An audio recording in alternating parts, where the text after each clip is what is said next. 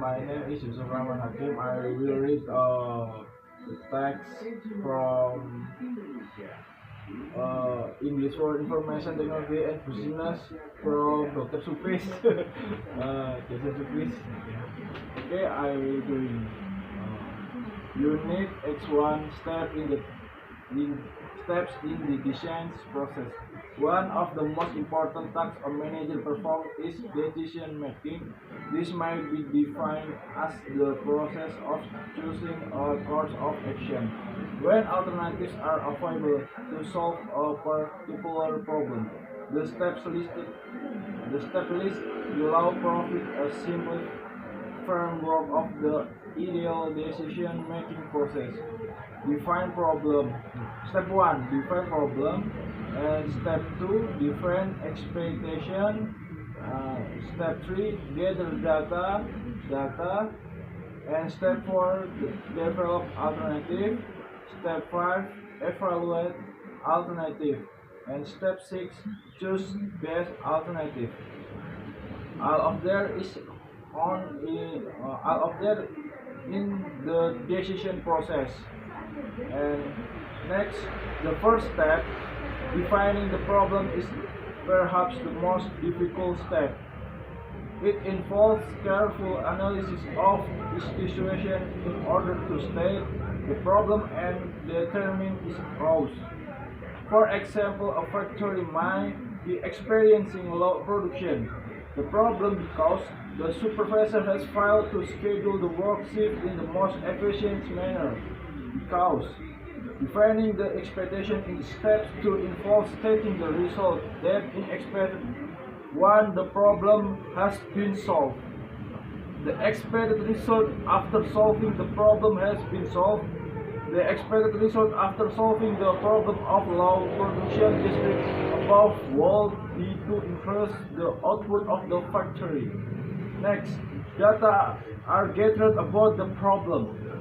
This information can be obtained from a variety of sources: observation, survey, or published research. Many businesses rely on computer to process, summarize, and report data. Having sufficient data that are valid and reliable is necessary for step 4. Here, the decision maker develops feasible alternatives or potential solutions to the problem. Using the low production example, some alternatives might include: 1. Replacing the current supervisor. 2. Providing the current supervisor with the necessary information and training to schedule the work shift more efficiently. And 3. Creating incentives for work such as bigger pay or time off in order to increase production. In the 5th step, the decision maker evaluates that alternative in terms of the expected result of the solution, which is to increase production and elimination, such as time and money.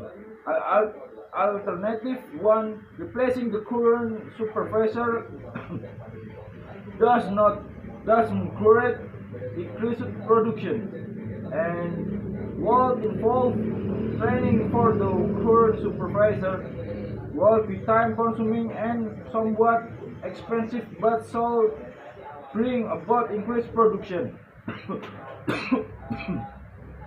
Alternative 3, creating worker incentives may bring about increased production but will be quite expensive.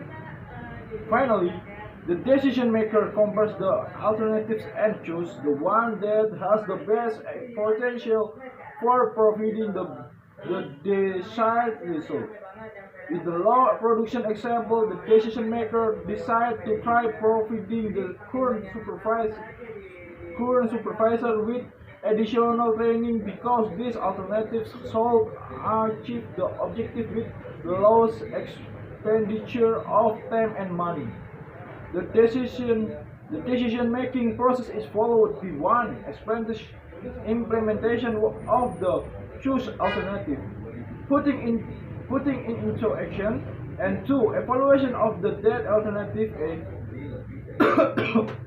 If the alternative achieves the desired result, is it then now as the solution. Okay, just this. Thank you for here. Okay, and see you next time.